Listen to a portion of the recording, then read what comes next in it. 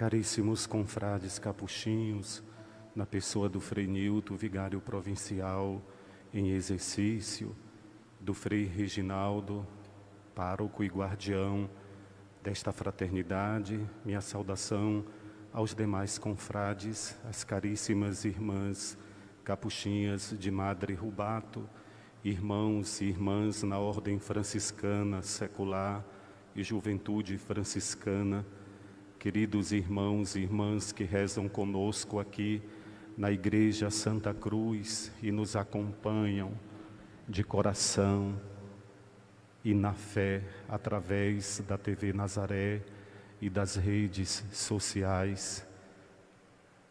Queridos irmãos e irmãs, paz e bem, a liturgia do quarto domingo da Quaresma garante-nos que Deus nos oferece de forma totalmente gratuita e incondicional a vida eterna. A Quaresma é um tempo oportuno para purificar ideias e atitudes de nossa vida cristã. Muitas vezes somos levados a ter de Deus a imagem de um juiz severo, dominador e castigador. Será esta a verdadeira imagem de Deus que devemos ter? A palavra de Deus apresenta uma imagem bem diferente. Apresenta um Deus criador e amigo, que dialoga com Adão. Um Deus que faz uma aliança de amizade com seu povo. Um Deus conosco, Emmanuel, que caminha com seu povo. Um Deus que liberta, um Deus que salva, um Deus misericordioso que perdoa, um Deus Pai sempre disposto a acolher o filho pródigo. Na Bíblia, o castigo, quando usado, quer ser um remédio extremo para que se arrependa e volte à amizade, à intimidade e à comunhão.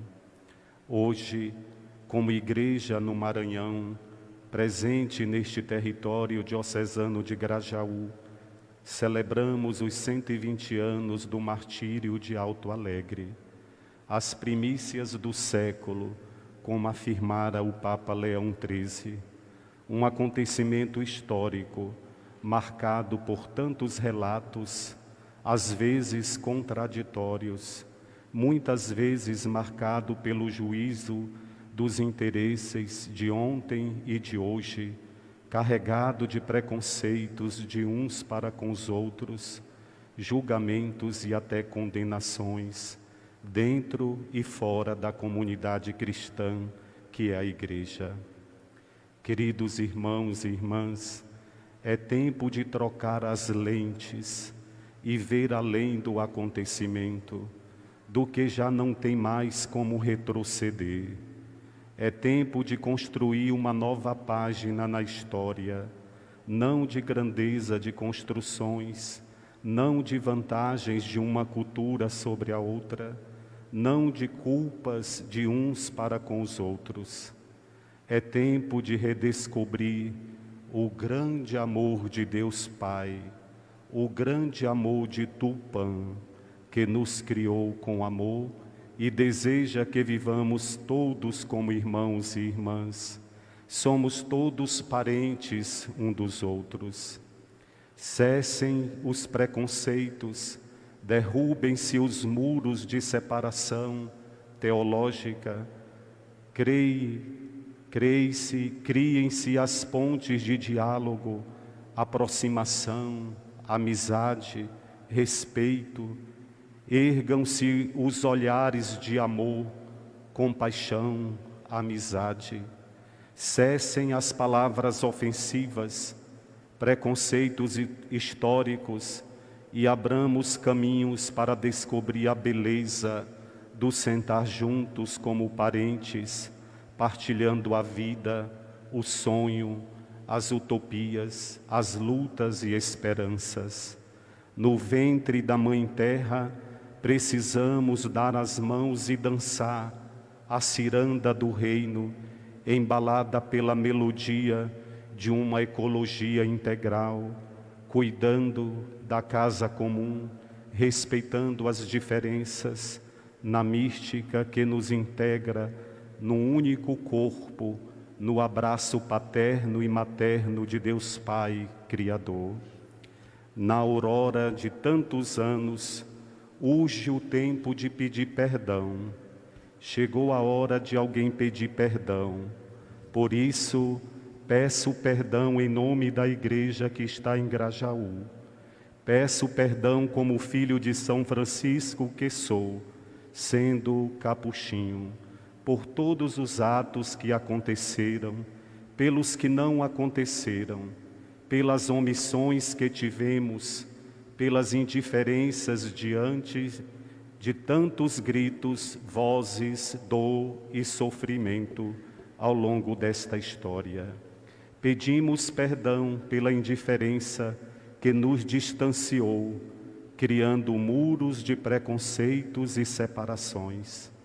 Queremos viver em espírito de fraternidade, de acolhida, de amor, de perdão, de partilha, de solidariedade, de festa. O sangue dos mártires indígenas, que são mais de 200 ou 400, o sangue dos frades capuchinhos, o sangue de nossas irmãs capuchinhas, dos leigos e leigas envolvidos pela graça de Deus, faça brotar nesta terra um tempo novo onde reina a liberdade, a proximidade, a esperança, a salvação, que só pode chegar até nós por meio do perdão, da reconciliação.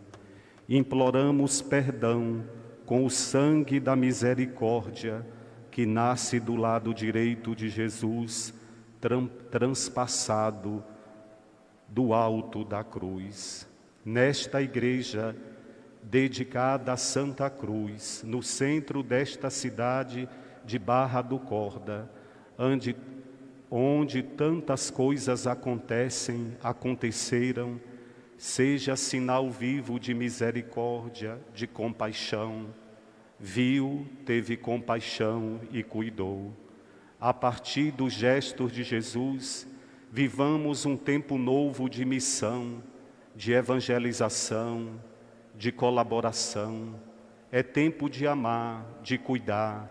É tempo de viver a beleza do plano amoroso de Deus Tupã, que tem para cada um de nós parentes de tantos nomes, tantos rostos, tantos desejos e procuras.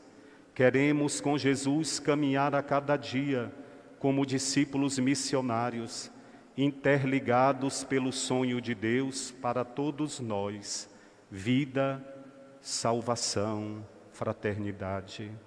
Queridos irmãos e irmãs, a primeira leitura diz-nos que quando o homem prescinde de Deus e escolhe caminhos de egoísmo e de autossuficiência, está a construir um futuro marcado por horizontes de dor e de morte.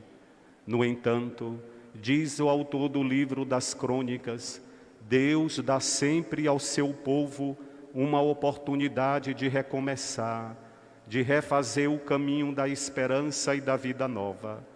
Deus está do nosso lado e deseja que façamos caminhos de esperança e vida nova. Longe de nós uma religião autorreferencial, clerical, de poder, autossuficiente. Somos chamados a caminhar juntos, dialogar e aprender uns com os outros.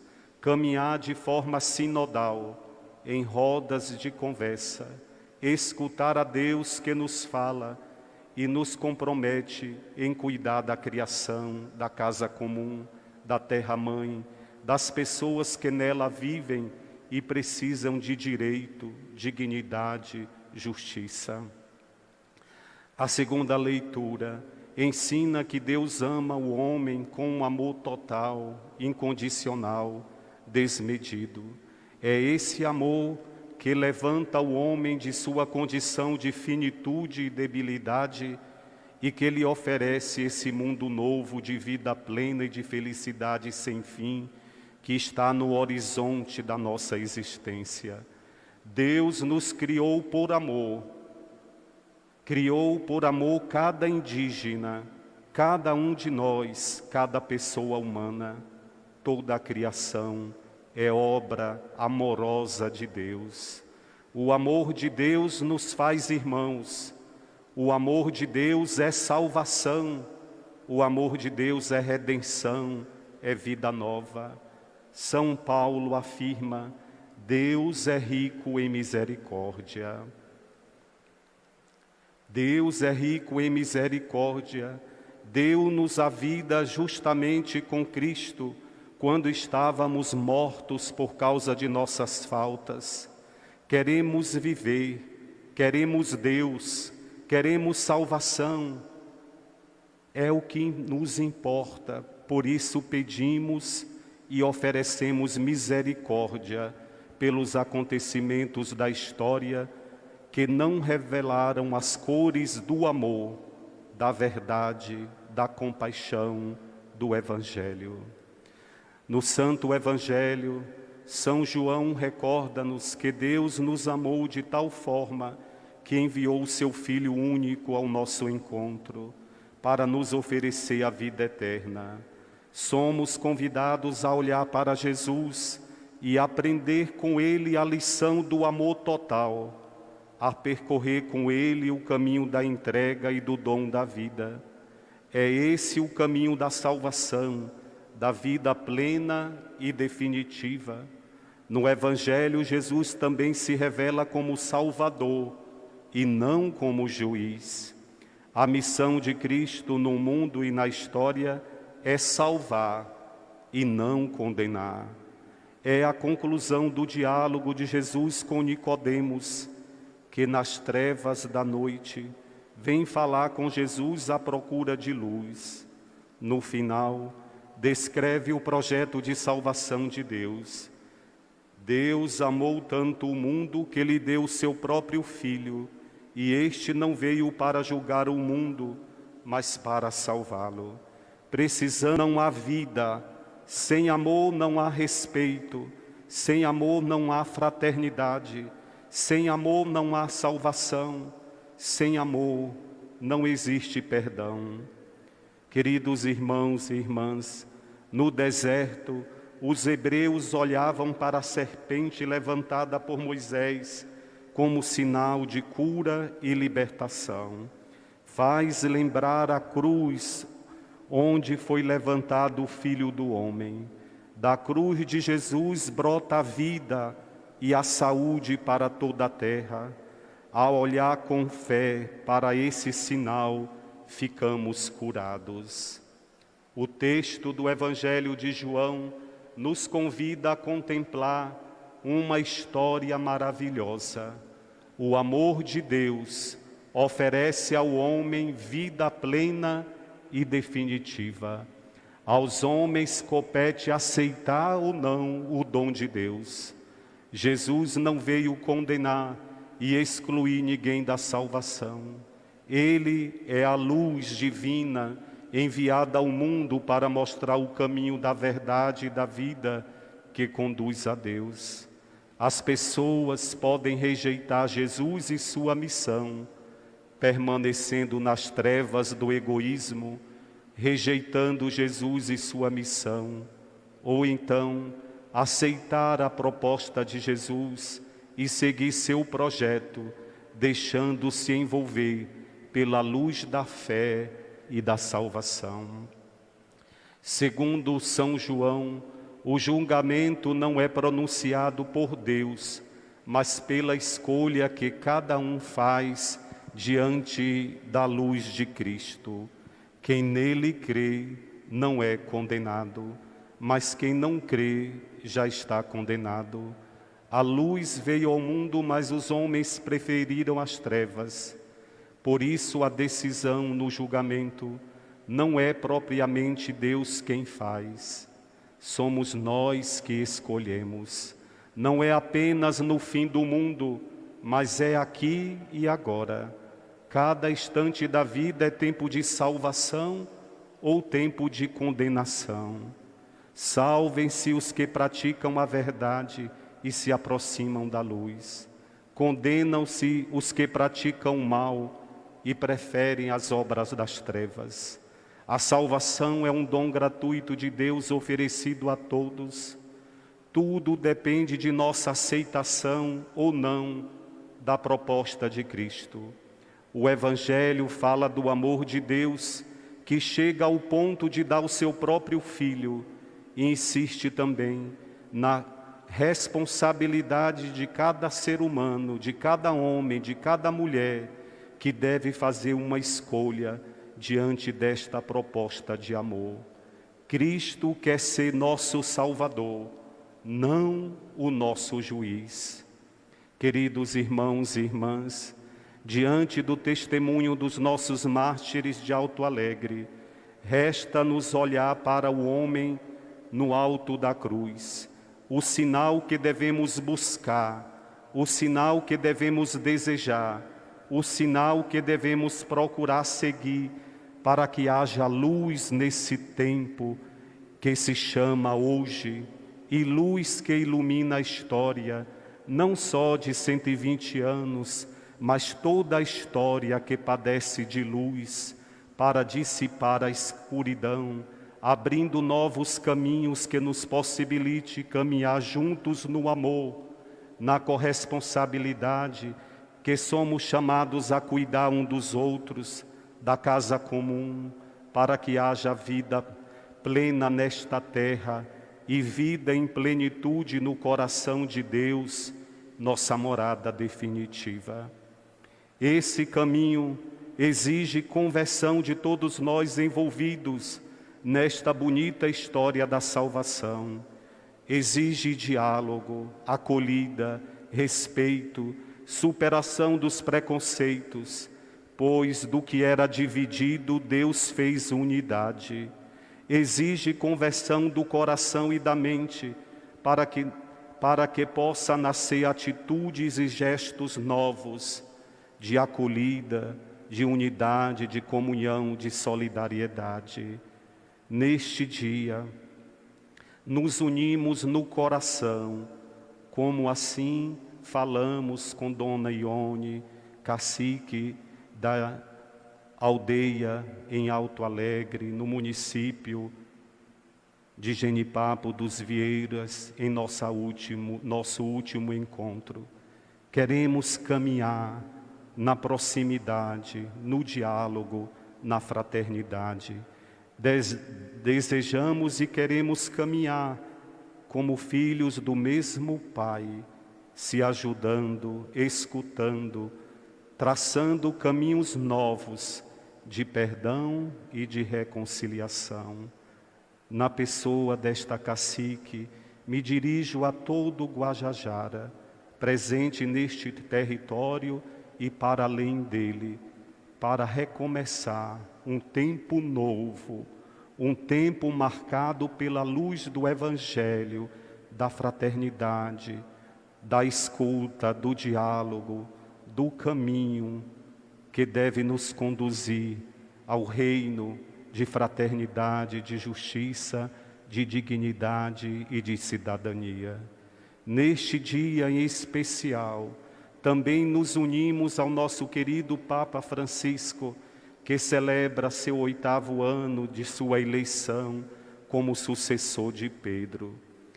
Em mãos, entreguei ao Papa Francisco, durante uma das sessões do Sínodo para a Amazônia, o dossiê sobre uma possível canonização de todos os mártires de Alto Alegre, indígenas, leigos, religiosas e confrades capuchinhos.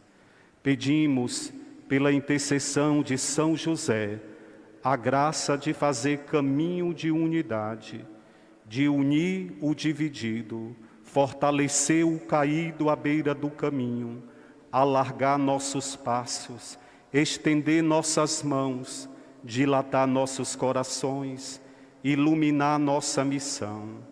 Interceda por nós, os numerosos intercessores mártires de Alto Alegre, nesta hora sagrada da história. Nos acompanhe São José do Grajaú, padroeiro desta diocese, e não nos falte a materna intercessão operante de Nossa Senhora de Nazaré, padroeira da Amazônia. Santos e numerosos mártires de Alto Alegre, rogai por nós, hoje e sempre. Amém.